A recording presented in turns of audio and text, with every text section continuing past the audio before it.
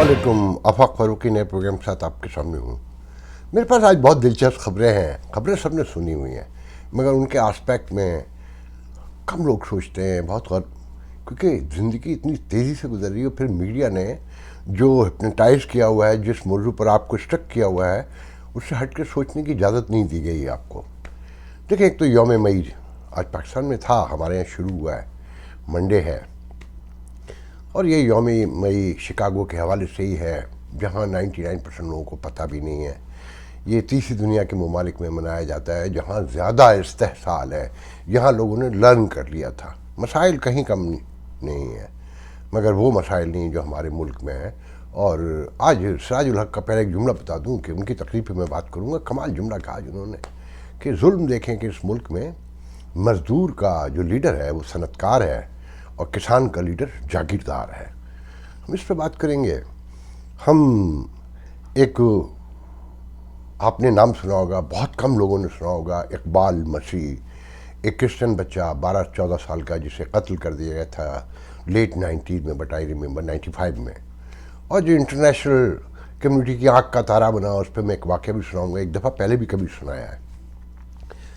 और डाकुओं के ख़िलाफ़ जो ऑपरेशन है, आईजी सिंध की प्रेस कॉन्फ्रेंस, उस पर आने से पहले ये जो यौम मई पे खान साहब रैली लेके निकले हैं और इमरान डूर जो है वेट कर रहे हैं कि आज करोड़ों लोग बाहर आ जाएंगे, तो आपने ये तो सुन लिया होगा कि बहुत इस्टेब्लिशमेंट से, इंतज़ामिया से कंप्रोमाइज़ करके ये रैली निकली है कि राउट भी चेंज हो रहे हैं। मुशावरत के बाद यू टर्न पूरा मारा जाता है, वापस जाके फिर दूसरे रास्तों से जाते हैं।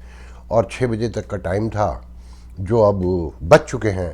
मगर पाकिस्तान में, हमारी सोसाइटी में, हमारे माशरों में, जो बदनज़्म माशरे होते हैं, वहाँ कोई चीज़ टाइम पर नहीं होती। तो देखना है कितने लोग आएंगे। मीडिया तो नहीं बताएगा, मगर दूसरे ज़राए बता देंगे। अच्छा, फिर जो मुज़ाकरात कल फाइनल हैं, शाह महमूद कुरैशी चिल्ला रहा है, उसको अंदाज़ा हो गया है कि बताओ इसहाक डार, ये लतीफ़ और ये मोहतरम ख्वाजा आसिफ तुम्हारी पार्टी के नहीं हैं क्या? ये पीडीएम का सरबराह नहीं मौलाना फजल रहमान जो मुखालफत कर रहे हैं? क्या तुम्हें इमरान खान की हिमायत, सॉरी शाह नवाज शरीफ की हिमायत हासिल नहीं है? और मैं तो कल अदालत में जाकर सारा कुछ रख दूंगा। फिर हम अवामी अदालत में जाएंगे, जिसका आज पहला रोज़ है। ये पीर डब्बे शाह जो आज मज़दूरों की बातें कर रहा है कि मज़दूर परेशान है और किसान परेशान है और भूख से मर रहा है, ये पुश्तों से लूट रहे हैं, पुश्तों से। आज इस सिराजुल हक ने कुछ बातें, हमेशा ये मिडिल क्लास की क़यादत है, मिडिल क्लास की पार्टी जमात इस्लामी, मगर इसका फ्लॉ भी बताऊंगा कि कमाल बात की कि जो अंग्रेज़ों के बूट पॉलिश किया करते थे, उनके घोड़ों की मालिश किया करते थे, और जिन्होंने अंग्रेज़ों के साथ मिल के इस खित्ते के अवाम पर मजालिम ढाए, उन्हें मारा, आज वही असम्बलियों में बैठे हैं। वो कभी पीटीआई में चले जाते हैं, कभी पीपल्स पार्टी में होते हैं, कभी नून लीग में होते हैं, और लूट मार का बाज़ार गर्म है। जब तक अवाम आंखें नहीं खोलेंगे, ये कब्ज़ा जारी रहेगा और लोग ऐसे ही मरते रहेंगे। मैं पहले आता हूँ इकबाल मसीह पे, नाम लेकर बयान करूँगा। वो मेरे एक दोस्त, पहले ये जिक्र कर दूँ कि मेरे एक दोस्त कह रहे थे कि तुम क्यों इतने बड़े बड़े पंगे लेते हो, तुमने इसी माशरे में रहना है, हर शख्स को नाराज़ करते हो। तो हुजूर, जब तारीख़ पलटा खा रही होती है ना, और किसी कौम पे वक्त पड़ा होता है, तो कोई कितना बड़ा दानिश्वर हो, कितना बहादुर हो, जरी हो, अगर वो अपनी आवाज़ शामिल नहीं कर सकता, तो वो मस्जिद के हुजरे में हो या तवाइफ के कोठे पे बैठा हो, उसकी कोई औकात नहीं होती। ये शायद आयतुल्ला, मुझे नाम भूल रहा है, ईरान के, उन्होंने कहा था कि जब ज़रूरत हो उस वक्त आप ना बोलें, तो आप हुजरे में बैठे हों, मस्जिद में नमाज़ पढ़ रहे हों या तवाइफ के कोठे पे हों, आपकी कोई हैसियत नहीं होती। और इसकी और भी मिसालें हैं, मैं उस तरफ नहीं जाऊँगा, तो मुझे इसकी कोई परवाह नहीं। हम जैसे लोगों को तो हमारे अपने घर वाले भी पसंद नहीं करते, हमें सिर्फ हंसी आती है। कभी हमें बेवकूफ़ कह दिया जाता है, कभी हम, उनकी निगाहों में लिखा होता है कि हमें ज़िंदगी के बारे में कुछ पता ही नहीं है, हम अनापरस्त हैं, हम ज़िद्दी हैं। तो नज़रिया जो होता है वो बाहर वालों के लिए नहीं होता है, वो घर वालों पे भी लागू होता है।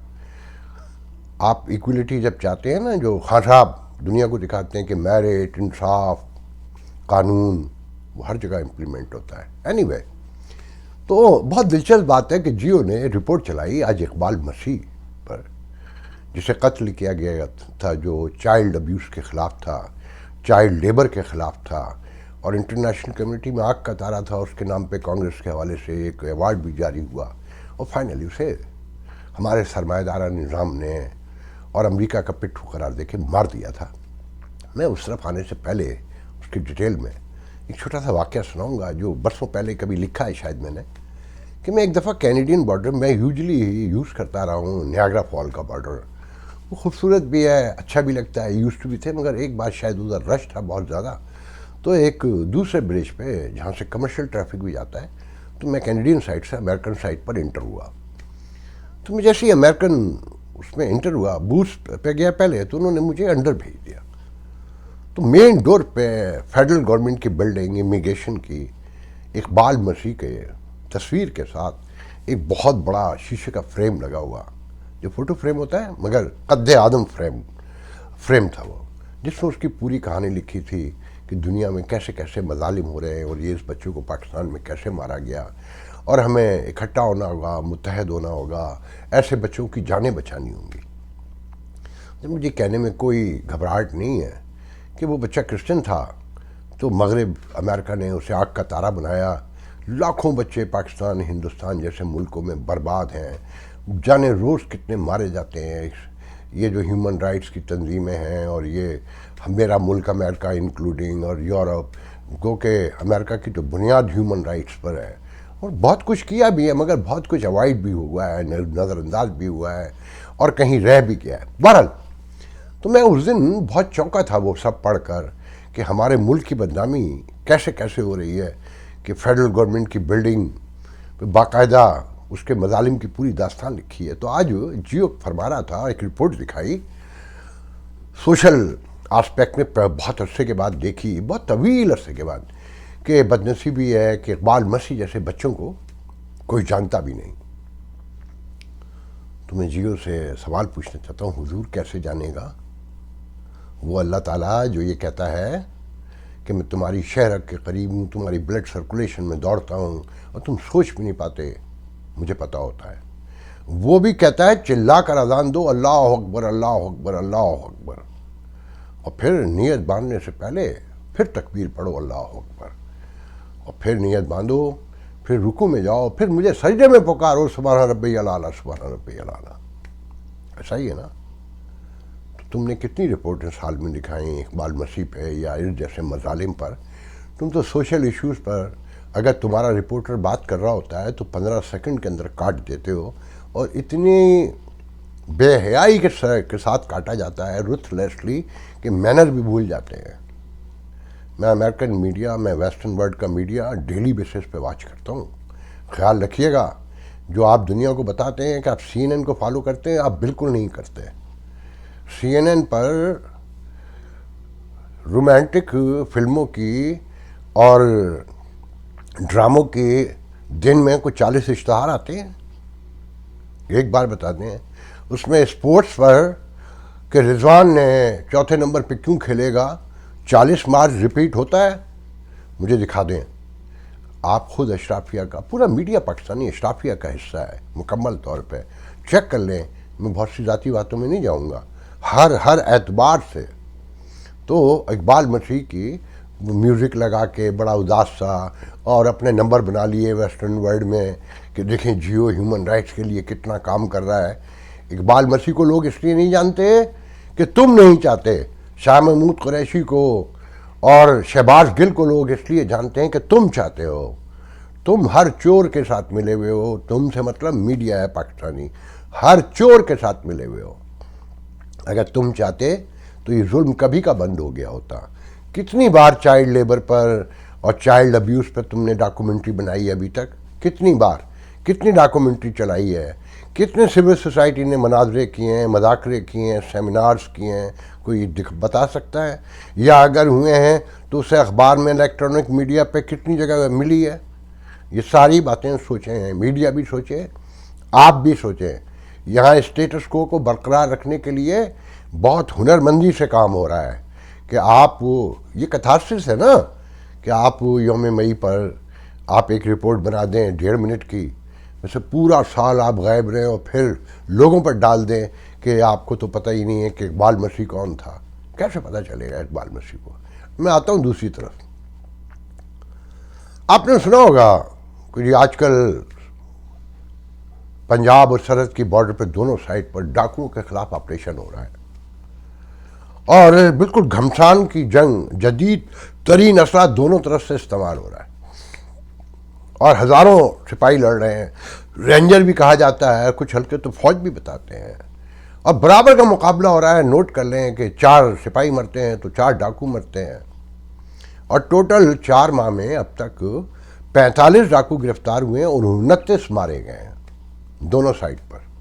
میں بہت ڈیٹیل میں نہیں جاؤں گا، ایک تو سارے جہان کو پتہ ہے، میں 1985 سے جانتا ہوں کہ سندھ میں ڈاکو کتنے بڑے پیمانے پہ تھے.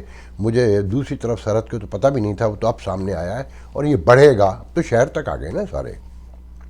میں ساری وجوہات پہ ابھی روشن بتاتا ہوں آپ کو.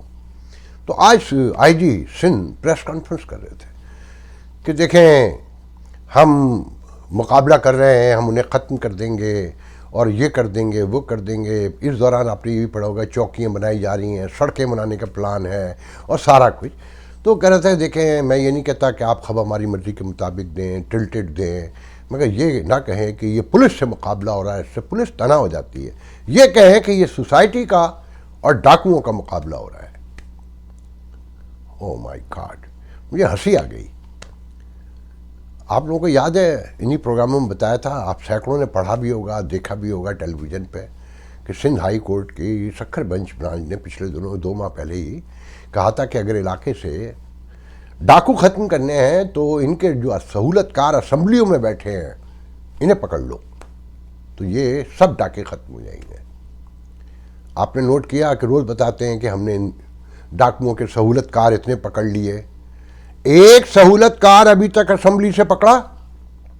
کوئی ایک سہولت کار آپ نے سنا، آپ کے علم میں آیا کہ جناب فلانا قومی رکن اسمبلی پکڑا گیا، یا وزیر پکڑا گیا، یا صوبائی اسمبلی کا ممبر پکڑا گیا، یا کوئی پولیس افسر پکڑا گیا؟ یہ تو بہت پہلے بتایا گیا تھا نا کہ پنجاب میں جو رحیم یار خان کے راؤنڈ میں کہ جی اس علاقے کے سارے ایس ایچ اوز ملے ہوئے ہیں.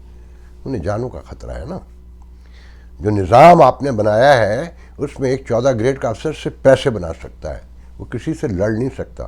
وہ آپ کے گھر میں گھس سکتا ہے، آپ کے بچے کو اٹھا کے لے جا سکتا ہے، کسی بھی جرم میں اندر کر سکتا ہے، 5-10 لاکھ روپے سمیٹ سکتا ہے. مگر جو کہیں طاقت بہہ رہی ہو، وہ ریاست کی ہو، وہ ریاست کی مخالف ہو، ودن ریاست ہو، وہ ان کے تابع ہوتی ہے. تو آپ نے کوئی سہولت کار ابھی تک نہیں سنا. پھر کبھی آپ نے، اس میڈیا نے، اس سوسائٹی نے، سول سوسائٹی نے، ان سیاسی پارٹیوں نے، یا اس پولیس نے کبھی آپ کو یہ بتایا؟ اگر آپ نے ابھی بارشیں دیکھی ہوں، اس علاقے کو ڈوبا ہوا، سب وہ علاقے تھے جو سارے ڈوبے چاروں طرف سے. وہاں کوئی انڈسٹری دیکھی آپ نے؟ وہاں کوئی دکان دیکھی ہے آپ نے؟ وہاں کوئی پکی سڑک دیکھی ہے آپ نے؟ وہاں کوئی ایسی چیز جو لوگوں کو جو وہاں رہتے ہیں انہیں رسک پہنچا سکتی ہو کہ وہ اڑ کر دھول سے نکل کے بھی ان کے منہ میں جا سکتا ہو اور وہ اپنی سانسیں سیف کر سکتے ہو، محفوظ بنا سکتے ہو، زندہ رہ سکتے ہو؟ آپ نے کہیں کوئی اسکول دیکھا ہے ان علاقوں میں؟ یا سنا ہے؟ کہتے ہیں کہ جی ڈاکو ہیں، انہیں جینا ہے نا، یا سب کراچی آ جائیں یا لاہور پہنچ جائیں، ہر شخص نکل آئے. جو آپ کا سندھ کا، بلوچستان کا اسپیشلی، اور کے پی کے کا جو دیہاتی علاقہ ہے وہ مکمل کاروبار سے آ رہی ہے. دہشت گردی اگر وہاں ہے اور بلوچستان میں بغاوت ہے اور سندھ میں ڈاکے ہیں، تو اس کی ٹوٹل وجہ یہ ہے کہ ان علاقوں میں کوئی اقتصادیات نہیں ہے، کوئی معیشت نہیں ہے، کوئی تعلیم نہیں ہے. اگر میں اس کی ڈیٹیل میں جاؤں گا تو آپ کے آنسو نہیں رکیں گے، جو میں نے اپنی آنکھوں سے دیکھا ہے. تو اس سوسائٹی نے آج تک غور کیا کہ یہ ڈاکو کیوں پیدا ہوتے ہیں؟ آپ نے کہیں سیمینار ہوتے ہوئے دیکھے؟ کہیں اس پر مباحث ہوتے دیکھے؟ ٹیلی ویژن پہ کوئی پروگرامنگ ہوتی ہوئی دیکھی؟ کبھی کہیں سنا کہ کسی ٹی وی نے کہا ہو کہ جناب آپ انہیں مار تو رہے ہیں مگر یہ تو بتائیں کہ کیا ان کو کبھی کاروبار میسر آیا تھا؟ یہ روزگار ان کے لیے کہیں دیا گیا تھا؟ ان کے بچوں کو تعلیم کے لیے وہاں اسکول کھولے گئے تھے؟ یہ پوری سول سوسائٹی جو یورپ امریکہ سے حرام کا فنڈ کھاتی ہے، اس کے کبھی مظاہرے کرتے دیکھا ان کے لیے کہ ان کی زندگیاں ان کے بچوں کی بچائیں، ان کا مستقبل بچائیں، انہیں کاروبار فراہم کریں، ان کے لیے کوئی مذاکرات کا کوئی راستہ نکال کے انہیں مین اسٹریم میں لے کر آئیں؟ یا یہ سب کچھ سیاستدانوں کے لیے، این آر اوز انہی سب کے لیے ہے؟ آپ نے کبھی نہیں سنا ہوگا، آپ نے کبھی نہیں دیکھا ہوگا۔ تو میں اس لیے کہتا ہوں کہ چیزوں کو غور سے دیکھا کریں، یہ سب فراڈ ہے، فراڈ کے علاوہ کچھ بھی نہیں ہے، اور صرف غریب آدمی کو ڈھونڈ ڈھونڈ کے مارا جاتا ہے کہ اگر تو بغیر کھائے پیے زندہ رہ سکتا ہے تو رہ لے، مگر تو اپنی روٹی کے انتظام کے لیے ہم سے کوئی مطالبہ کرے گا یا تو اپنی طاقت کے زور پہ ڈھونڈنے کی کوشش کرے گا، دونوں صورتیں میں تجھے مار دیا جائے گا۔ اور پوری سوسائٹی، آپ جیسے جب بنگال ٹوٹ رہا تھا تو آپ پاکستان کے نعرے لگا رہے تھے، بنگالیوں کو غدار قرار دے رہے تھے۔ آج ایسے ہی ان دہشت گردوں کو دہشت گرد جنہیں کہا جاتا ہے وہ ثنا سہیل ہے۔ جب قادیانیوں کو مارا جاتا ہے تو آپ ان کے خلاف ہوتے ہیں، کبھی غور نہیں کرتے کہ مذہب ان کا ذاتی معاملہ ہے، آپ انہیں ثنا سہیل نہیں سمجھتے ہو، قادیانی بنا کے مار دیتے ہیں، کبھی شیعوں کو مار دیتے ہیں، کبھی ڈاکو بنا کے انسانوں کو مار دیتے ہیں۔ اور کشمیر میں ایک نوجوان مارا جائے تو قیامت آپ کے ٹیلی ویژن پہ مچی ہوتی ہے کہ ہیومن رائٹس کی وائلیشن ہو گئی، چیخ و پکار مچ گئی، اور ہیڈ لائن میں میوزک لگا لگا کے سنایا جاتا ہے۔ یہ سب آپ کے ساتھ دھوکہ کیا جا رہا ہے، آپ کو نظر بند کر کے، آپ کا دماغ بند کر کے آپ کا قتل عام کیا جا رہا ہے۔ ان باتوں پہ غور کریں، یہ پورا اسٹیٹس کو ہے۔ اور ابھی یہ جو ڈاکے کچے میں پڑ رہے ہیں نا، جو شہروں تک آ گئے ہیں، جو اغوا برائے تاوان کی ایک پوری انڈسٹری، یہ ابھی آپ کے شہروں تک آنے جا رہا ہے۔ یہ مقابلے شہروں میں ہوں گے، آپ دیکھیے گا میری بات میں میرے منہ میں خاک، کیونکہ آپ آنکھیں کھولنے کو تیار نہیں ہیں۔ آپ پی ٹی آئی کے نعرے لگا رہے ہیں، آپ مسلم لیگ نون کے ساتھ ہیں، آپ مریم کے لیے جھوم رہے ہیں، آپ خان صاحب کے لیے دیوانے ہیں، آپ فوج کے نام پہ نعرے لگاتے ہیں، آپ کو سمجھ میں کچھ نہیں آتا۔ آج سراج الحق جماعت اسلامی، میرا پورا ننیال جماعت اسلامی سے ہے، اور شاید انہی کو دیکھ کر مجھ میں بغاوت زیادہ پیدا ہوئی۔ یہ سب مڈل کلاسی ہیں، چاہے وہ قاضی حسین آئے ہوں، میاں طفیل آئے ہوں، یا مولانا مودودی سے شروع کر لیں آپ، اور منور حسن سے لے کر اور محترم جناب مولانا سراج الحق تک، یہ سب لوئر مڈل کلاس کے لوگ ہیں۔ اور ان کے سارے نیچے بھی جہاں تک چلے جائیے، ایک نظم و نسق بھی ہے، ایک انتخاب کا اپنا طریقہ بھی ہے، ہم اسے اختلاف کر سکتے ہیں، مگر بہرحال ایک سسٹم موجود ہے۔ کہ ماتحیر دیکھیں تو بڑا ان سے بہتر لوگ نہیں ہو سکتے، ان کے کریکٹر میں بھی اکثریت بہتر لوگوں کی ہے، عام آدمی کے، عام سیاستدانوں کے مقابلے میں 100% تو دیکھیں اللہ کی ذات ہے اور کوئی بھی نہیں ہے۔ تو میں نے کل رات میں کچھ شادی کی تقریب میں گیا تھا، تو وہاں میرے ایک دوست شکاگو سے آئے ہوئے تھے، نام نہیں لوں گا، لوگ ویسے ہی سمجھ جائیں گے، بہت ہی فنیٹک، میں انہیں ان کے منہ پہ کہتا ہوں مذہبی ہیں، جماعت اسلامی کے پروردہ بہت بڑے۔ قاضی حسین جب امریکہ آئے تو شکاگو میں انہی کے گھر رہے، تو پتہ نہیں بات کہاں سے کہاں نکلی، تو میں نے کہا کہ یار بس آپ لوگوں سے ایک ہی مسئلہ ہے کہ آپ نماز پڑھتے ہیں تو اب چاہتے ہیں کہ ڈنڈے کے زور پہ سب پڑھیں، تو انہوں نے ہنس کے کہا ہاں ڈنڈے کے زور پہ ہی پڑھانے کا حکم ہے۔ اب اس پہ کون بحث کر سکتا ہے؟ تو میں نے بڑی دیر سوچا، اور بہت خوبصورت تقریر کی منور حسن نے کہ آپ کی یہ غربت، یہ امیر زادے، یہ صنعت کار، یہ جاگیردار، یہ وڈیرے، اور یہ انگریز کے غلام مالشیے اور بوٹ پالشیے اور نسل در نسل آپ کو لوٹنے والے کبھی پرووائڈ نہیں کر سکتے، یا آپ کو بھوک سے ہی مارتے رہیں گے اور آپ مرتے رہیں گے جب تک اپنے درمیان سے۔ پھر انہوں نے اپنے واقعات سنائے کہ میں کے پی کے میں جب فائنانس منسٹر تھا تو سب کو 18,000 روپے تنخواہ دیتا تھا، اور جو اعتراض کرتا تھا وزیر تو کہتا تھا کہ تم تو سیاست کو خدمت سمجھ کر آئے ہو، تو اگر منظور نہیں ہے تو استعفیٰ دو، معافی مانگو، قوم سے گھر چلے جاؤ۔ اور میں خود بھی 18,000 میں اپنا گزارا کرتا ہوں، اور یہ سب سچ ہے۔ بات یہ ہے کہ آپ یہ دیکھیں اس ملک کا المیہ کہ جو مڈل کلاس ہے، جو ڈیموکریسی کی بیس ہے، اگر وہ کہیں نظر بھی آتی ہے، دل بھی چاہتا ہے، تو خوف آ جاتا ہے کہ اگر یہ آ گئے تو کیا ہوگا. کہ جو ابھی بات کی نا کہ یہ آپ کو اپنے سانچے میں زبردستی ڈھالنا چاہتے ہیں اپنے نظریات میں، کہ آپ جسے آپ کی عقل جسے تسلیم نہیں کرتی، غلط یا صحیح، کہ پنجاب یونیورسٹی سے لے کے کراچی یونیورسٹی تک کہ اگر جہاں جہاں ان کا اثر ہے، لڑکی کسی لڑکے کے ساتھ نہیں نظر آ سکتی، وہ دوپٹہ سر سے نہیں اس کا ڈھلکا ہوا دکھائی دے گا، اور دیا تو پھر اس کا جو انجام ہوگا اور جو مار دھاڑ سے لے کر، تو کاش یہ لوگ اتنا سوچیں. مذہب بہت اچھی چیز ہے اور ہر گھر کا حصہ ہونا چاہیے، کہ جب تک دنیا میں غربت، مایوسی اور نا امیدی، نا انصافی، لا قانونیت ہے، تو مذہب کہ اللہ امید ہے سب سے بڑی. انجانی جب ہم آخر میں تھک کے ہار جاتے ہیں، جب ہمیں کچھ سمجھ نہیں آتا، تو ہم ایک انجانی قوت پہ اپنے فیصلے چھوڑ کے مطمئن ہو جاتے ہیں. اس سے بڑی دولت کوئی نہیں ہو سکتی، اس سے بڑا سکون کوئی نہیں ہو سکتا کہ کسی کا تصور ہمیں سکون دیتا ہو کہ جب تک دنیا میں یہ ساری چیزیں موجود ہیں جو برائیاں، مذہب ان کا آخری توڑ ہے اور ہمیشہ سے توڑ تھا، اور مجھے نہیں لگتا کہ یہ وحشت انسانی جو ہے کبھی ختم بھی ہوگی.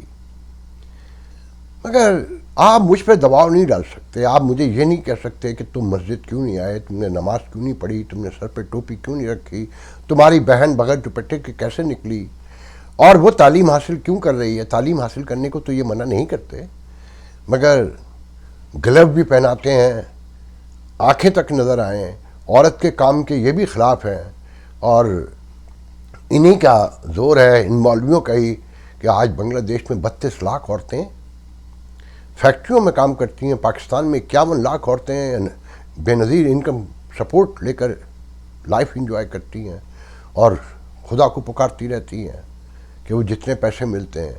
تو جن معاشروں میں آپ عورتوں کو گھروں میں بند کر دیں اور آپ لوگوں سے کہیں کہ ہم میں ڈھل جاؤ، جو ہم چاہتے ہیں وہ مانو، آپ اپنے نظریے کے مطابق اسلام کی تشریح کرتے ہوں، آپ انٹرنیشنل معیشت سے اس ملک کو کاٹ دینا چاہتے ہوں، آپ ہم میں سے ہیں مگر ہم میں سے بالکل نہیں ہیں.